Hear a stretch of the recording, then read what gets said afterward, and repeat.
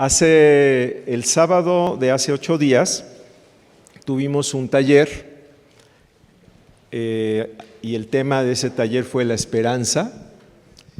Y fue un buen tiempo, vino bastantes personas, varias que no asisten normalmente a la congregación o que nunca habían venido. Pasamos un buen rato y aprendimos muchas cosas, sobre todo desde la perspectiva psicológica, acerca de la importancia de la esperanza, qué es la esperanza, cómo puede esta crecer en nuestras vidas, etcétera. Y luego el domingo pasado hablé del mismo tema, pero desde una perspectiva de la Biblia, ¿no? Dimos un panorama bíblico acerca de la esperanza, que también es una de las pilares, ¿verdad?, de la fe en Cristo. Bueno, y terminé el domingo pasado con una frase que es como la preparación para el mensaje de hoy, y tiene que ver con uno de los mayores ejemplos de esperanza que encontramos en la Biblia, que es Abraham. Y esa frase precisamente es la que empieza aquí en Romanos 4, verso 18, donde habla de Abraham y dice que él creyó en esperanza contra esperanza. ¿Lo pueden decir conmigo? Esperanza contra esperanza. Dice, él creyó en esperanza contra esperanza para llegar a ser padre de muchas naciones, conforme a lo que se le había dicho, así será tu descendencia. Y su fe no se debilitó al considerar su cuerpo, que estaba ya como muerto, siendo de casi 100 años, o la esterilidad de la matriz de Sara. Es decir, Dios le había prometido que su descendencia sería muy grande y resulta que él ya estaba muy viejito, resulta que la esposa estaba estéril, pero no por eso dudó de lo que Dios le dijo. Dice, tampoco dudó por incredulidad de la promesa de Dios, sino que se fortaleció por la fe, dando gloria a Dios, plenamente convencido de que era también poderoso, pueden decirlo conmigo, poderoso. Finalmente la fe, ¿en quién la estamos poniendo? En Dios. ¿Y Dios cuál es una de sus características? Es poderoso. Plenamente convencido de que era también poderoso para hacer todo lo que había prometido. Por eso también su fe le fue contada por justicia.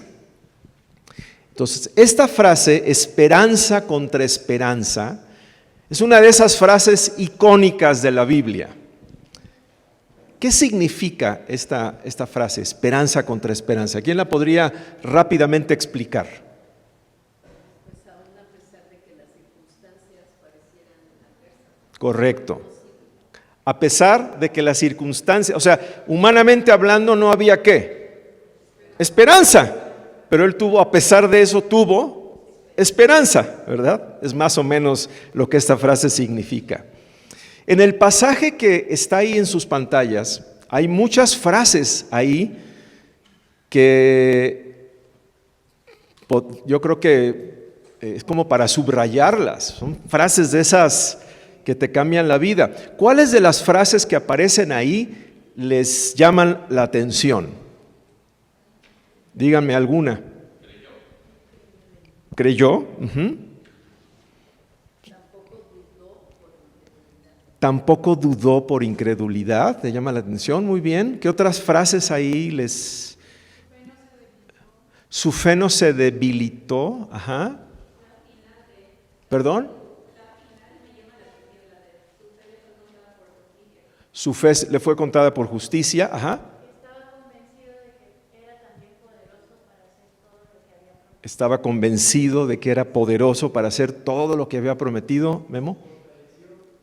Se fortaleció por la fe. Yo subrayé las siguientes. Una, su fe no se debilitó al considerar. O sea, no es que él estaba con una como las avestruces o no sé, sí creo que son las avestruces que esconden la cabeza y no quieren ver lo que está pasando, ¿no? Él entendía, él estaba consciente de que él era ya un hombre de edad, que su esposa era estéril, pero dice que él no se debilitó en la fe, ¿no? Dice, tampoco dudó de la promesa de Dios. Es otra frase que a mí me llama la atención. Otra, que más que una frase, es una oración, dice, plenamente convencido. ¿Se acuerdan que hablamos de los que estuvieron aquí varios niveles de la esperanza? Y el nivel más fuerte es el de la convicción.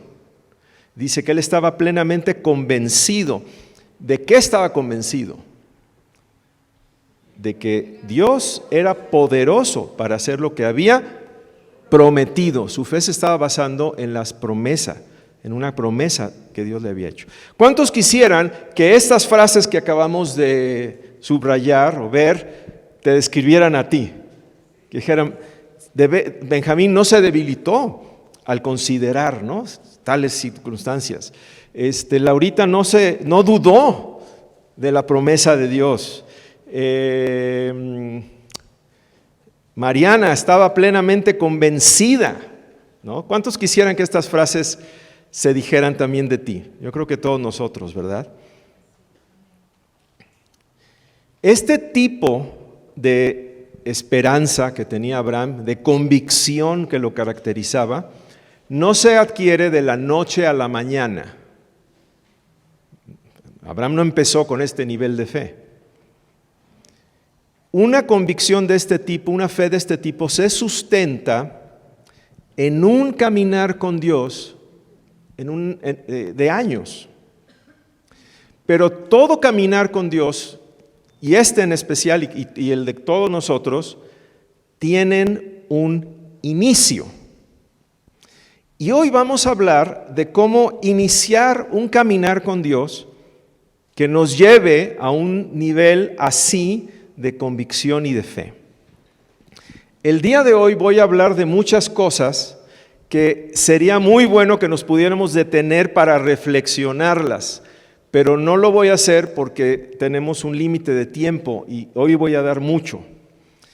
Entonces, algunas de las cosas que voy a dar hoy no están bien cocinadas, es como para que tú después pudieras detenerte y meditarlas para que realmente eso se pueda digerir, ¿verdad? Entonces, una recomendación que yo les quiero hacer es que la prédica de hoy después la puedan ver en el canal de YouTube que hay. Entonces, este es el canal, para los que no lo sepan, hay un canal de YouTube y se llama Mensajes de Plenitud. Así tienen que buscar Mensajes de Plenitud en YouTube. Ahí está el logo de la congregación. Ese es el canal. Y ahí este video va a aparecer, posiblemente hasta el próximo domingo, ojalá pueda ser antes, pero yo creo que es de ese tipo de mensajes que es bueno después detenerse, irle poniendo pausa. Muy bien. Voy a decir algo que es muy importante para tu fe, para tu caminar con Dios, muy importante. Y es esto que vemos aquí a Jesús diciéndole a sus discípulos. Dice, pero dichosos los ojos de ustedes, porque ven, y los oídos de ustedes, porque oyen. ¿A qué tipo de ojos creen ustedes que se está refiriendo Jesús? ¿Se acuerdan cuando a Helen Keller le preguntaron qué es peor que no poder ver? Y dijo ella, poder ver, pero no tener visión. ¿A qué ojos creen que se está refiriendo Jesús? ¿A los naturales o a los espirituales? ¿A qué oídos creen que se está refiriendo Jesús? ¿A los naturales o a los espirituales? ¿Se acuerdan cuando dice, muchas veces Jesús decía, el que tiene oídos para oír, escuche, ¿verdad?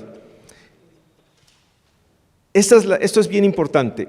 Un caminar con Dios tiene que ver con cosas que Dios nos quiere decir y cosas que Dios nos quiere mostrar. Por eso es importante tener oídos para oír y ojos para ver. Varias veces en la Escritura se menciona, por ejemplo, que viendo no veían y oyendo no entendían. Entonces, si tú realmente quieres tener un caminar con Dios, y yo también, que nos lleve a un nivel de fe, de convicción, es importantísimo que realmente podamos ver lo que Dios nos está mostrando y oír lo que Dios nos está diciendo. Regresando a Abraham, vamos a ver primero qué le dijo Dios a Abraham y luego qué le mostró. Entonces, lo que le dijo aparece aquí en Génesis capítulo 12. Pero el Señor le había ¿qué? Dicho. Estamos viendo lo que Dios le dijo para iniciar un caminar con Dios. Inició porque primero algo Dios le dijo a Abraham. Y le dijo lo siguiente: vete de tu tierra y de tu parentela y de la casa de tu padre a la tierra que te mostraré. Yo haré de ti una nación grande, te bendeciré y engrandeceré tu nombre, y serás bendición. Bendeciré a los que te bendigan y maldeciré a los que te maldigan, y en ti serán benditas todas las familias de la tierra. Este es, digamos, el llamado de Abraham.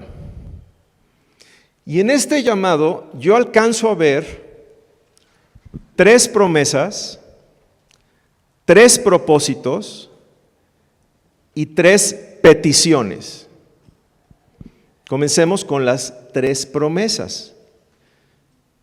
En algún momento le dice, te bendeciré. Más adelante dice, engrandeceré tu nombre. Y finalmente le dice, a los que te bendijeren, bendeciré, y a los que te maldigan, maldeciré. A estas 3 promesas yo les llamo bendición, promoción y protección. Promesa de bendición, promesa de promoción y promesa de protección.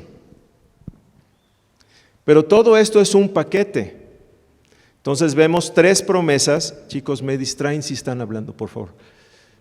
3 promesas acompañadas o en el contexto de 3 propósitos que podemos encontrar a continuación, donde le dice, haré de ti una gran nación o una nación grande.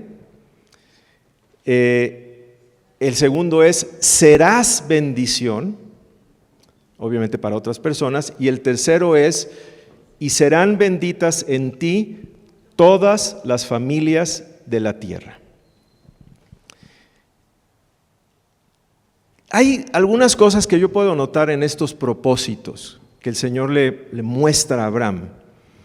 El primero es que es propósitos y no solamente un propósito. Y algo que comenté en alguna ocasión es que yo estoy convencido que Dios tiene varios propósitos para nuestras vidas, no solamente uno. No es que este es el propósito de Dios y si eso específico ya no se cumplió, pues ya no se cumplió el propósito de Dios. Yo estoy convencido que Dios tiene muchos propósitos para nuestras vidas y que esos propósitos muchas veces permanecen toda la vida, pero hay otros que se van ajustando y Dios tiene propósitos para ciertas temporadas y tiene propósitos en diferentes áreas. Entonces, lo primero es que es plural. Dios tiene muchas cosas para nosotros, muchos propósitos. Y el segundo elemento que yo veo en un propósito es que son trascendentales, es decir, los propósitos siempre van más allá de nosotros mismos. Esta semana mi madre me mandó una frase que está muy interesante. Dice, la mayor bendición es ser de bendición. La mayor bendición es ser de bendición. Entonces Dios siempre nos está llevando más allá de nosotros mismos, siempre nos lleva a un propósito trascendental, a un propósito que va más allá de nada más yo y mi familia. Y eso es lo segundo que veo. Y estas promesas y estos propósitos van acompañados también de 3 peticiones. En este caso más bien es una petición a dejar 3 cosas. ¿Cuáles son las 3 cosas que Dios le pide a Abraham que deje? Le dice, vete, y la primera cosa que le pide que deje es, vete de tu tierra. La tierra donde Abraham vivía se llamaba en hebreo Aram Naharaim, que quiere decir, Aram quiere decir exaltado y Naharaim quiere decir entre 2 ríos. Es lo que después se conoció como Mesopotamia, la tierra entre 2 ríos. Pero exaltado nos habla de un tipo de sociedad de autoexaltación, de autosuficiencia, y Dios le dice, lo invita a salir, a hacer un viaje de esa autosuficiencia a estar en sociedad con Dios a través de la humildad. Porque Canaán, que es a la tierra donde finalmente Dios lleva a Abraham, se llama tierra baja. Entonces le dice, sal de la tierra de exaltación, sal de la tierra de la soberbia, sal de la tierra de la autosuficiencia y ve a la tierra de la humildad, donde vas a aprender a depender y a confiar en mí. La segunda cosa que Dios le llama a Abraham es a salir de la casa de su padre. Cuando vemos en la Biblia acerca de la característica del padre de Abraham, que se llamaba Taré, en algún pasaje dice que Taré adoraba varios dioses y era idólatra. Entonces, cuando le dice, sal de la casa de tu padre, lo que le está diciendo a Abraham es, sal de la idolatría y sal de la superstición para que realmente conozcas al Dios único y creador, que no se puede adorar en una imagen y comparar con una imagen, y que no es un Dios de superstición, sino es un Dios real, vivo y verdadero. Y finalmente le dice que salga de su parentela, es decir, de sus parientes. Y también cuando vemos un poquito el contexto, cómo describe la Biblia a los parientes de Abraham, nos damos cuenta que algo que caracterizaba mucho a la familia de Abraham es que usaban mucho el engaño para obtener cosas. Un ejemplo de eso es su suegro Labán, que 2 veces se lo transó, y cuando vemos en general la parentela de Abraham, Abraham mismo en algún momento mintió acerca de su esposa, por ejemplo. Era siempre para obtener alguna situación, muchas veces recurrían a algún tipo de engaño, algún tipo de estratagema. Entonces el Señor le dice, deja eso y ve a la tierra que yo te mostraré. Entonces, resumiendo, hay promesas, hay propósitos y hay peticiones. En un llamado, normalmente un llamado es integral. Promesas es lo que Él hace por nosotros. Propósito es lo que Él hace a través de nosotros hacia otras personas, y petición obviamente es lo que Él nos pide a nosotros. Y yo también para cerrar el llamado que Dios le hace a Abraham y entender cómo es que Dios nos llama a nosotros también a un caminar con Él de años que nos haga gente de convicción. Veo que en el caso de Abraham esas promesas, esos propósitos y esas peticiones apelan a otra P, que es su personalidad. Y cuando uno analiza lo que significa Abraham, significa padre. Ab viene de padre. Y su esposa, Sarai, su nombre significaba princesa. Esta era gente que en el nombre llevaban un destino. En el caso de Abraham era ser padre. Y un padre con cierta realeza, ¿no? Princesa. ¿Y ¿qué pasaba? Que era el deseo de él era cumplir su destino, que era ser padre, y que era exactamente lo que no tenía. Hijos, ¿no?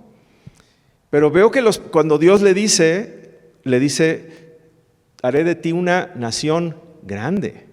O sea, está apelando a un deseo profundo del corazón de Abraham, ¿no? Y la esposa que se llamaba princesa, o sea, evidentemente venían de una clase social donde, no sé, o sea, ¿por qué le pusieron princesa a Saraí, no?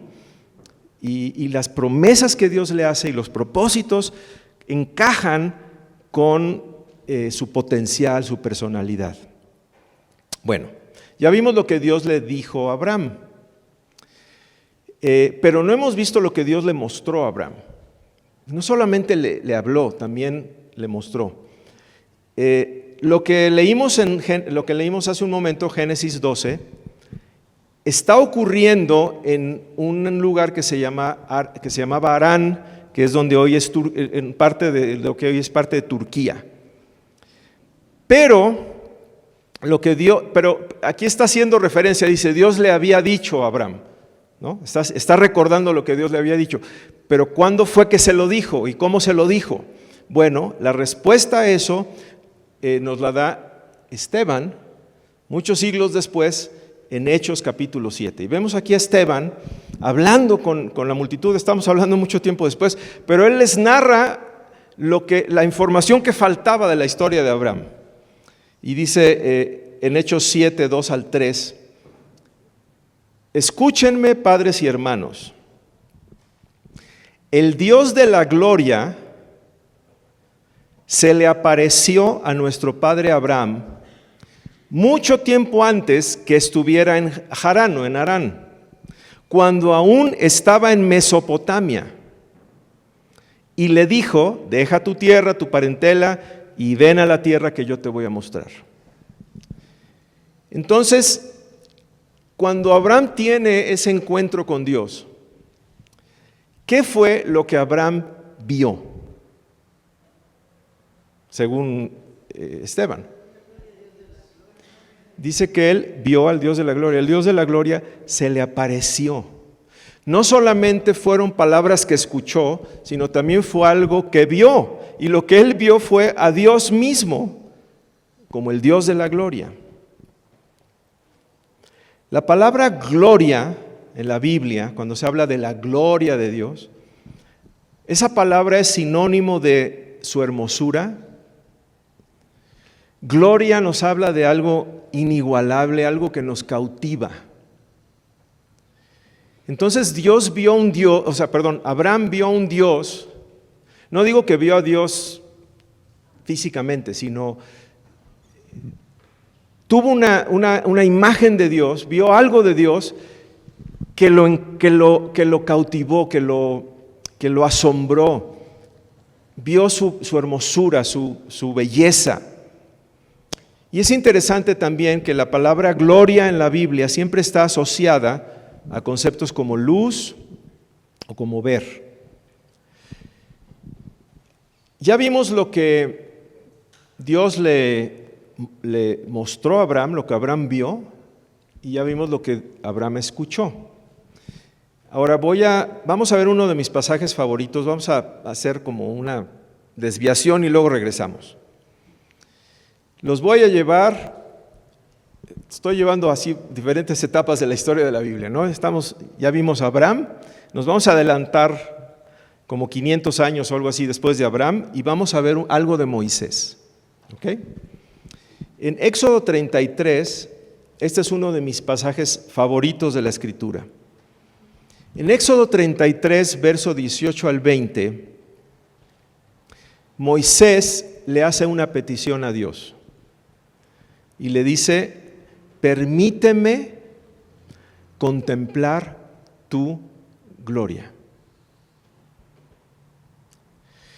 Cuando Moisés le hace esta petición a Dios, Moisés mismo ya había visto el Mar Rojo abrirse y los egipcios, o sea, ya todo lo que ustedes, si vieron la película Príncipe de Egipto, todo eso ya había pasado, ¿eh? Él ya había visto obras poderosísimas que Dios había hecho. Pero Moisés dice, yo quiero más de ti, o sea, yo quiero contemplar tu gloria, o sea, ya vi milagros, ya sé que tú estás con nosotros. Dice la Biblia que Dios iba con ellos de día en una columna de nube y de noche en una columna de fuego. O sea, si alguien había experimentado algo de Dios era Moisés. Y Moisés tiene esa hambre de decir, muéstrame tu gloria. Y eso me lleva a mí a pensar, si nosotros creemos que hemos conocido a Dios y creemos que hemos visto sus milagros y creemos que Él ha sido bueno y que su fidelidad, que es cierto, pero nos falta mucho más que podríamos todavía. O sea, y Moisés aquí tiene 80 años, o sea, y es cuando más hambre de Dios tenía. Dice la Biblia que la senda del justo es como la luz de la aurora, que va en aumento. O sea, no es algo que se estaba, como que ya viví mis mejores años. Él estaba entendiendo que lo mejor estaba por venir. Dice, permíteme contemplar tu gloria. Y el Señor le respondió, haré que pase delante de ti mi gloria y pronunciaré mi nombre, pues soy bondadoso y compasivo con quien quiero. Pero no podrás ver mi rostro, porque ningún hombre podrá verme y seguir viviendo. Entonces Dios le dice, ok, voy a mostrarte, voy a hacer que pase delante de ti mi gloria. Y pronunciaré mi nombre, o sea, te voy a explicar quién soy. Y entonces en el siguiente capítulo encontramos la respuesta, o sea, cuando Dios le responde a Moisés. Y parte del versículo lo pongo en la versión del lenguaje actual y parte en la Reina Valera, porque es lo que más se acerca al sentir de este pasaje. Mientras pasaba delante de Moisés, Dios dijo en voz alta, es Dios mostrando su gloria a Moisés, yo soy el Dios de Israel, yo soy es el nombre con que me di a conocer, yo soy un Dios tierno y bondadoso, no me enojo fácilmente y mi amor por mi pueblo es muy grande.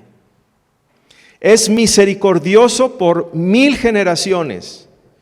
Perdona la maldad, la rebelión y el pecado, pero de ningún modo declara inocente al malvado. Entonces, cuando Dios le muestra su gloria a Moisés, ¿qué es lo que le está mostrando?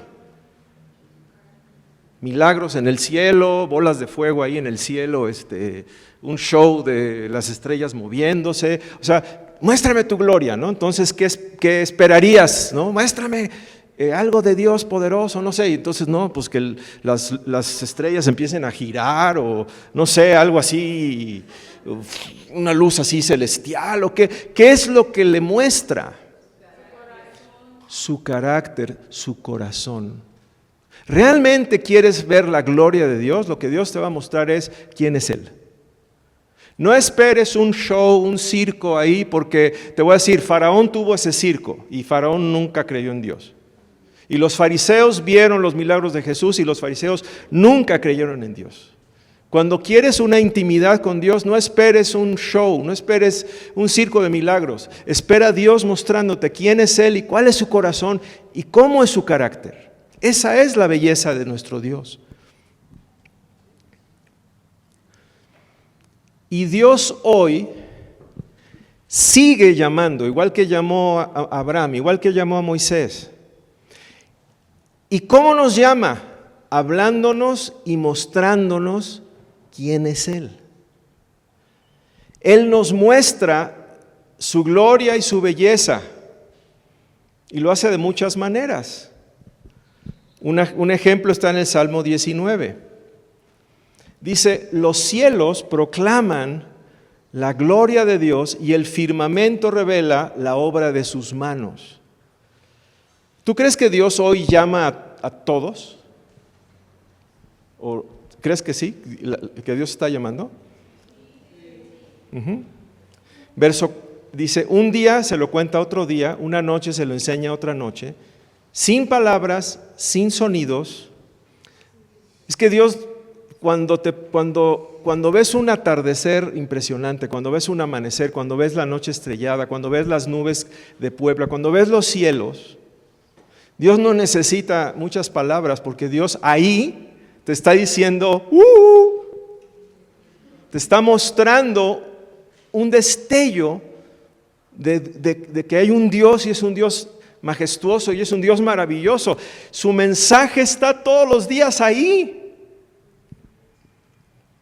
Dice, su mensaje recorre toda la tierra y llega hasta el último rincón del mundo en donde el sol pasa la noche. No solamente lo hace con los cielos, pero yo estoy convencido que cuando leemos el pasaje donde Dios dice quién es, yo lo resumo en 7 cosas. Dice, Dios es fuerte, Dios es tierno, Dios es bondadoso, Dios es paciente, amoroso. Sí, amoroso quiere decir lo que entendemos por amoroso, perdonador y justo.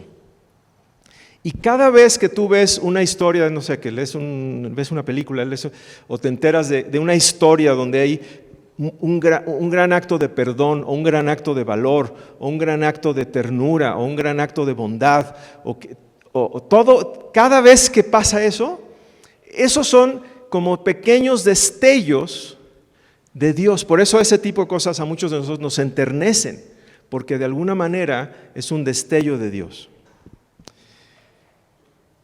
Pero hay una manera todavía más clara, clarísima, clarísima, en la que Dios se muestra a sí mismo.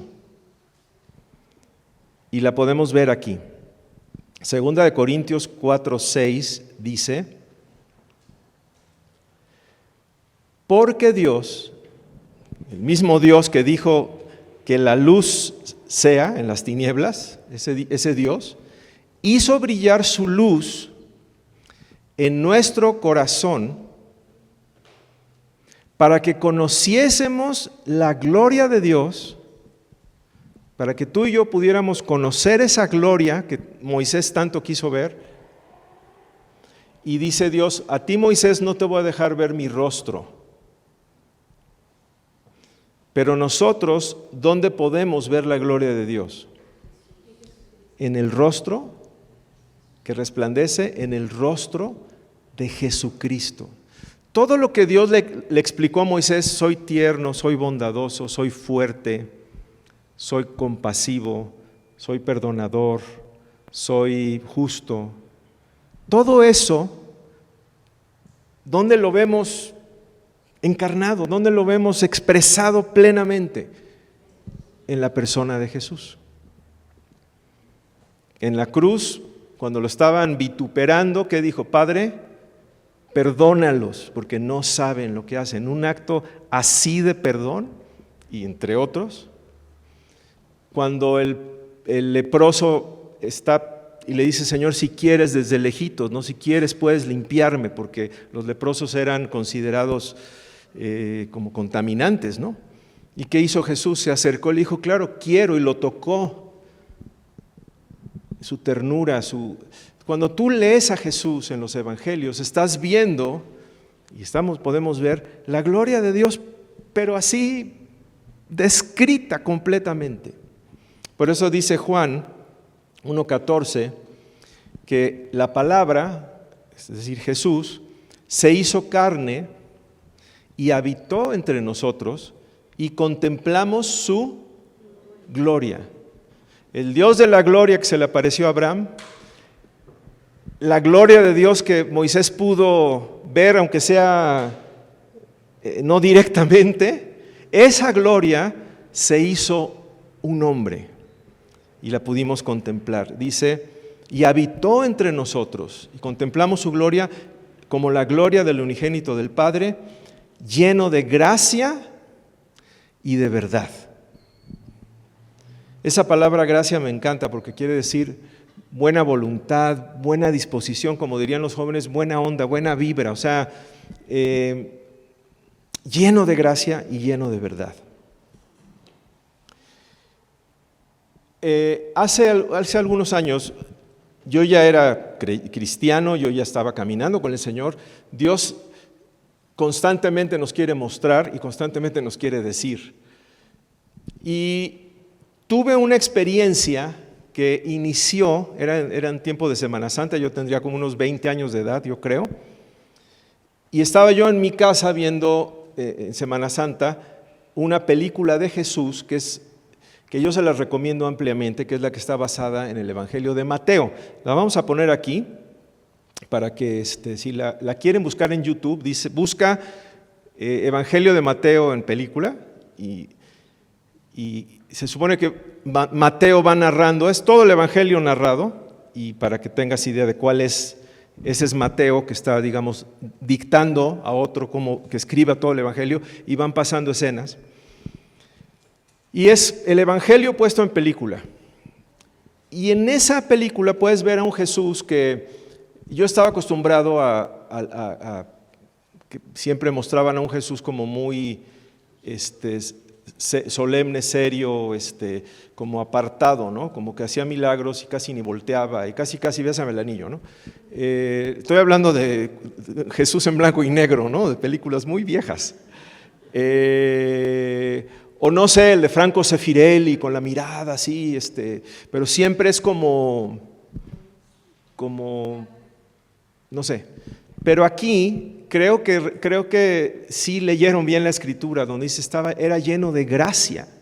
Y gracia quiere decir un gusto, una gran alegría por ayudar, una gran alegría. Entonces tú lo ves conviviendo con sus discípulos, riendo con ellos, lo ves sanando a la gente y abrazándola, y no me acuerdo si con el leproso o algo, hasta casi se caen y ruedan, y lo ves verdaderamente conectando y amando y con gusto de sus discípulos, y con gusto, o sea, el ver eso, y yo ya conocía obviamente la Escritura, me llenó. Entonces me salí a orar. Y me salí, todavía había campo por mi casa, ahorita ya son puros fraccionamientos. Me salí a un campo y orando ahí me postré y sentí una presencia de Dios, y ahí fue en una de las ocasiones donde Dios me llamó a compartir con otros, y me acuerdo que regresé lleno de su presencia, flotando, y oí la voz de Dios que me decía, venía una familia caminando y sentí que Dios me dijo, ve y compárteles. Y yo no, promesas, propósitos y peticiones. Si quitáramos las peticiones estaría padrísimo. O sea, no me pidas eso, Señor, si yo soy tímido. Y no voy a abordar a alguien que no conozco para compartirle algo como Dios. Es como que... Y me metí a mi casa y bueno, dije, pues voy a obedecer esto que siento que es que Dios me está pidiendo. Y dije, si todavía están, les comparto. Yo dije, ya se han de haber ido. No sé por qué se detuvieron ahí. Y yo, madre mía. Total, ahí inició, obviamente, no sé, no me acuerdo cómo fue, empecé a platicar con ellos, no sé qué. Total, me invitaron a su casa. Total, fue una familia que le compartí, que iba yo a su casa, no sé, cada semana o a lo mejor hasta más, y se reunían y les compartía. Y ahí inició el aspecto de mi vida que tiene que ver con compartir con otros, ¿no? Y siempre es Jesús, ¿no? Siempre es porque ves a Jesús, porque escuchas. Hablando de lo que Jesús dice, y aquí vamos a ir ya aterrizando, hablamos de promesas, propósitos y peticiones, ¿no? ¿Cuáles pueden ser algunas promesas de Jesús? Escucha esto. A una mujer que no encontraba satisfacción en la vida, mientras estaba sacando agua de un pozo, Jesús le dijo, todo el que beba de esa agua volverá a tener sed, pero el que beba del agua que yo le daré, no tendrá sed jamás. Más bien, el agua que yo le daré será en él una fuente de agua que fluya para vida eterna. ¡Qué promesa! Al ladrón que estaba crucificado junto a él, cuando éste se arrepintió, ¿qué le prometió Jesús? te aseguro que hoy estarás conmigo en el paraíso. En alguna ocasión Jesús dijo, el ladrón ha venido a hurtar, matar y destruir, pero yo he venido para que tengan vida y para que la tengan en abundancia. En otra ocasión Jesús se paró en medio de una fiesta y dijo, el que en mí cree, de su interior correrán ríos de agua viva. En alguna ocasión a sus discípulos les dijo, no tengan miedo, pequeño rebaño, porque es la voluntad del Padre darles el reino. En otra ocasión el Señor dijo, vengan a mí todos ustedes que están cansados de sus trabajos y cargas, y yo los haré descansar.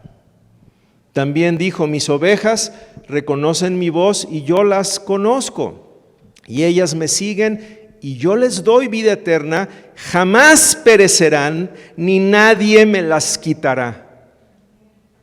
Y luego dijo en Mateo 28, yo estaré con ustedes todos los días hasta el fin del mundo.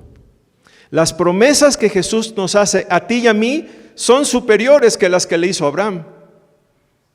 Y no solamente es bendición, protección y promoción, yo creo que aquí es y solamente mencioné algunas de sus promesas. ¿Y qué tal sus propósitos? Bueno, algunos de sus propósitos, por ejemplo, en Mateo 4:19, estaba un grupo ahí de personas y les dijo, síganme, y yo los haré pescadores de hombres. ¿A quién le dijo estas palabras de los haré pescadores de hombres? A unos pescadores. O sea, su propósito lo acomoda a tu personalidad, a tus pasiones. O sea, a ellos les gustaba la pesca, dijo, no es que te voy a pedir algo, no, mi propósito es que eso que haces, pero ahora lo hagas con más significado. Antes pescabas nada más peces, ahora vas a pescar hombres. En Lucas 24:47, por ejemplo, dijo, en todas las naciones se hablará de mí. Eso es un propósito del Señor, para que todos se vuelvan a Dios. Ahí está otro propósito de Dios, y Él los perdone. En Mateo 5:16 Jesús dijo, procuren ustedes que su luz brille delante de la gente, para que viendo el bien que ustedes hacen, ahí está otro propósito, todos alaben a su Padre que está en el cielo. Y entre sus peticiones, por ejemplo, en Marcos 1:15 Jesús dijo, ha llegado el momento y el reino de Dios ya está cerca. Cambien su manera de pensar y de vivir. Esa es una petición. Y crean la buena noticia. En varias ocasiones Jesús sencillamente dijo una palabra, sígueme. En otra ocasión, cuando estaban sus discípulos, les dijo, un mandamiento nuevo les doy, que se amen los unos a los otros. Como yo los he amado, así también que se amen los unos a los otros. Y en Mateo 28, vayan, esa es otra petición, vayan a las gentes de todas las naciones y háganlas mis discípulos, bautícenlas en el nombre del Padre, del Hijo y del Espíritu Santo. Estos son algunos de sus promesas, algunas de sus propósitos y algunas de sus peticiones. Evidentemente, pues necesitamos conocer personalmente esto, ¿no? Entonces vamos a terminar con una oración, y es la oración que aparece en pantalla ahí en Efesios 1:17, no sé si la puse, si no, creo que no la puse, entonces créanme que está en Efesios 1:17 al 18, y dice así, le pido al Dios de nuestro Señor Jesucristo, es decir, al Padre de gloria, que les dé su Espíritu, para que sean sabios y puedan entender cómo es Dios. también le pido a Dios que les haga comprender con claridad el gran valor de la esperanza a la que han sido llamados. Padre, aquí vemos la importancia de conocerte, aquí vemos la importancia de la esperanza y aquí vemos la importancia del llamado.